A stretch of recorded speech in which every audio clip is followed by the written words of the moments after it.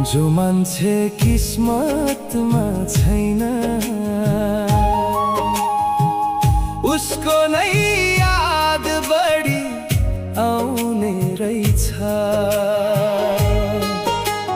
भेटिनु त केवल एउटा बहाना मात्र हो, अन्त्यमा त भाग्यले नै रुवाउने रहेछ। जो मान्छे किस्मतमा छैन